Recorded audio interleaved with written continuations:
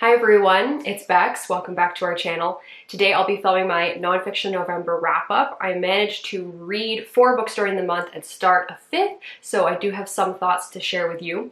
Before I dive in, I want to draw your attention to this hat I am wearing today. This was a gift that Les gave me, and besides the fact that I am kind of cold and just want to feel cozy, it's also very appropriate for this video because it has cats on books, which there. So it's very fitting for a bookish channel. The first book that I finished was my choice for the discovery prompt, and that is The Little Book of Hygge, The Danish Way to Live Well by Mike Viking. This is a small coffee table book, really, so it was quite easy to get through. There's lots of pictures and diagrams, little charts, pages that look like this, so it was a pretty easy read, and it's all about the idea, the feeling of hygge, what that is, why it's important to the Danish people, and the elements of that, no matter what time of year you're in. Usually hygge is most often experienced in the fall and winter, but you can experience it all times of the year, and especially since we're heading into Christmas, and Christmas is a very hygge time of year, this felt right to read it. I enjoyed this. I gave it 4 stars. It was beautifully put together. This cover, gorgeous. There's beautiful gold foiling on it. And just the illustrations, very cozy. There were a couple pictures in here that I really loved. This was just a really cute book to read through. If you're somebody that enjoys reading a book where the art is as much a part of it as the text itself, this would be a good book for you.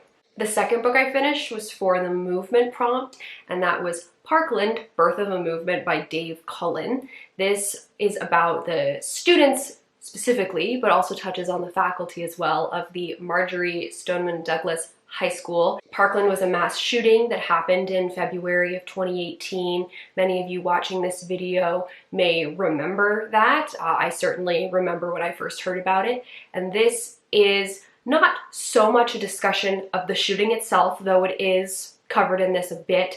It is more about the decision a group of students made afterwards to start this March for Our Lives movement. They traveled to the state capitol in Florida and then eventually made it to Washington, D.C. to push the idea of regulating guns more, trying to reach a wider audience, gun owners and non-gun owners alike, and they really ignited the youth of America who were so sick and tired of having to do lockdown drills and being afraid for their lives while in school. The author, Dave Cullen, was there alongside these students for much of this experience that started in February of 2018 and sort of extended into the summer until the following school year. And he was there partially because he's just a journalist, but also because he was very involved with covering Columbine back in 1999. So he is sort of the de facto person on school shootings, which is kind of horrible to say, but many news agencies and outlets will go to him when there's a school shooting to provide insight and thoughts on it. I found his position in the story to be very well done. He doesn't pretend that he wasn't there. He acknowledges certain decisions that he made and places he was, because there was so many things happening at the same time that there was no way he could be in all the places at once. So he was sometimes gathering information from people who were helping him, like a photographer or an assistant journalist who was helping to gather information at big events because there were so many little things happening. So I appreciated his transparency with that. But what I really appreciated was how lovingly he wrote about these kids and how he treated them with such respect in the words that he used. He really brought forward the fact that they were just kids. Yes, there were a few that were the sort of the figureheads of the group, but there were other kids who were freshmen, who were 14 when this happened, and he interviewed some of them, and he really brought across their personalities. While reading this, my chest was hurting because I felt so badly for these kids, for what they had to go through, and the fury, the anger, the hurt that they were feeling, and then also this other part of me in my head was just so proud of them, and I guess in my heart too, was so proud of them for what they were able to accomplish, even though they were 17, 16, etc. Just very, very impressive. I gave this 4 stars. There was occasionally moments where he was quoting students and he was leaving in all of the likes and the things, those little words that we put in, which, I mean, I do it all the time. I edit my videos. I know how often I say these words, but I think reading it in text form, it became a bit distracting. So I understand he was translating those actual quotes, but at the same time, I might have liked it a bit more if he'd edited them to sort of fit and flow a little bit better. And for some reason, one of the chapters in here just really threw me off, and I was very confused about why that was there. And I almost was questioning whether it was an editing mistake, but it's probably that just I was missing something. But that's why it didn't quite make 5-star for me, but this is still a very, very good book to read. It would be interesting to read Columbine first and then follow up with this one, because there are a lot of references to Columbine in here, and the students from Parkland also talk to the people in Columbine, so there is a lot of crossover between those 2 books. The 3rd book that I finished didn't have to do with any of the prompts. It was just an audiobook that I wanted to listen to, and that was How to Be an Anti-Racist by Ibram X. Kendi. I really enjoyed my listening experience with this one. I think this is a really good book if you are just really getting into the nitty-gritty of racism, anti-racism, and sort of understanding all of the layers of that. He does a very good job of breaking down different concepts into chapters where he may focus on the theories and some more complicated ideas, but he usually has real life, real world examples that he's referencing to sort of help give you a framework for what he's discussing. There were many chapters in here where I already understood and had a good grasp on what he was talking about, but there were a few times where I had that oh moment, that aha moment, or where I learned something new, or there was a new connection made for me. The first one of those was hit towards the beginning of the book, where he discusses race and how that has not always been a concept and how it came to be a thing that now is so ingrained in us.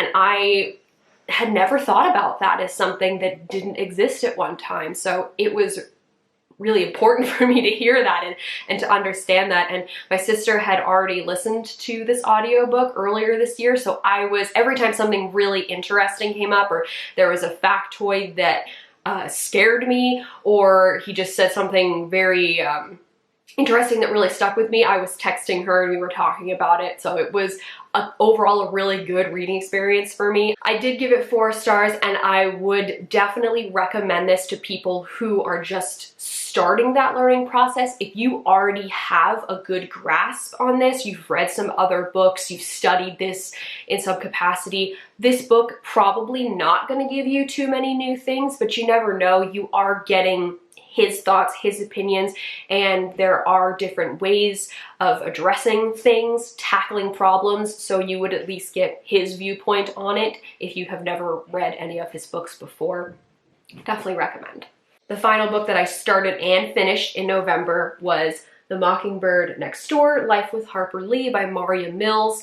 This was for the buzz prompt, because when this book was first published, there was a lot of bad buzz around it. This book was published in 2014, and around that time, Les and I were contacted by the publisher to see if we were interested in receiving a copy, and I definitely was. I read To Kill a Mockingbird in school. I really enjoyed it, and I know that that book means a lot to many people, and Harper Lee is a very private person, or was. She has since passed away. It's very hard to get interviews with her or have her attend events, so when the author of this book was able to meet her and eventually strike up a friendship and live next door to Harper and her sister Alice, this was worthy of note for sure. She did do a long article for a newspaper in Chicago. She originally went down there because Chicago was doing this project where the entire city was to read To Kill a Mockingbird, just encouraging people to come together and read the same text. And so that's why she originally went down to Alabama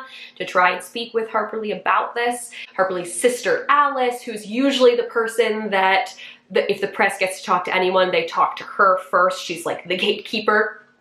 And I guess Alice really liked Maria, and that interested Harper. Harper agreed to meet her for an off-the-record discussion, and then, yeah, things grew from there to the point where the author ended up renting a house for a year and a half next door to the Lee sisters and just became part of their lives, met their friends, traveled around rural Alabama with them, and learned the Lee's family story and sort of the inspiration for how Harper came up with To Kill a Mockingbird. And I enjoyed parts of this a lot, especially the first third. I was enjoying it enough that I was finally ready to go see what exactly was all the bad buzz about, because I couldn't remember. In this book, Maria states multiple times how she talked with the Lee sisters, and maybe at that point they told her things that were off the record, but then when she was eventually starting to put this book together, she contacted them again,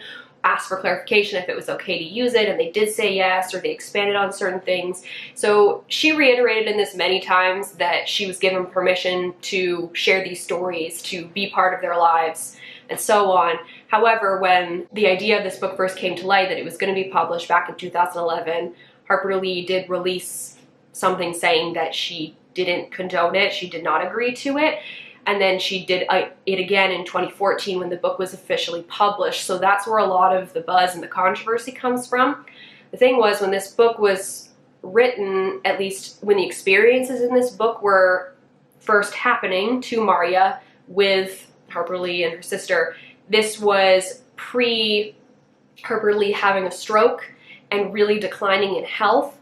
And so at this point in time, everything was agreed upon a-okay, but then following a really bad stroke and the sisters having to go into assisted living and just kind of declining in cognitive ability, as well as they were already losing their hearing and their eyesight because they were old. But yeah, so that adds a layer of confusion to this, because at the time Maria may have gotten permission, but then Harper Lee is saying when this book is coming out that she doesn't agree to it anymore, or at least never agreed to it, and so it just makes things complicated. And this is not a slanderous text at all. It's very appreciative and very lovingly written.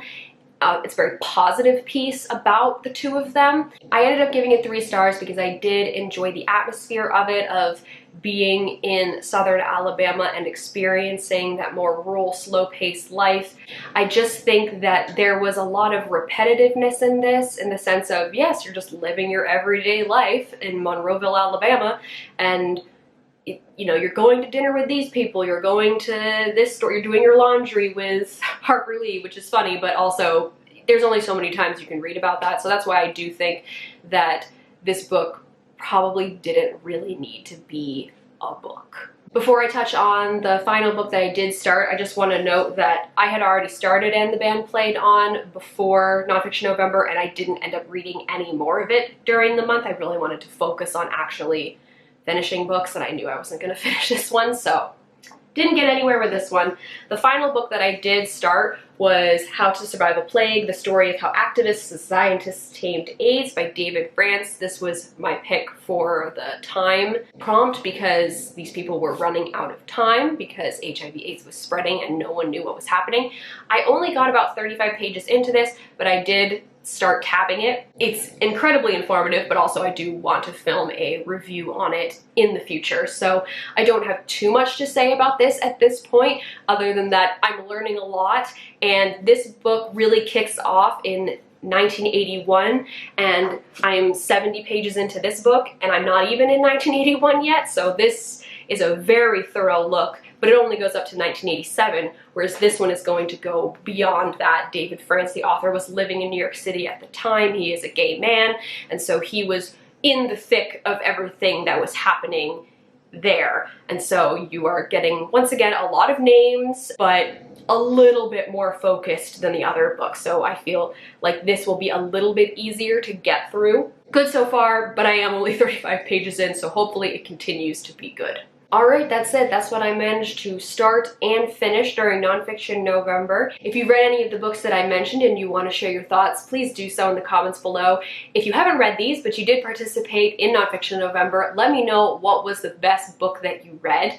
I want to say thank you to Olive and her team for helping run Nonfiction November this year. It was happening on a lot of different platforms, and although I did not myself get super into it on the different platforms, I know that everybody has a specific thing that they love, and I hope that everybody that participated was able to get out of it what they wanted.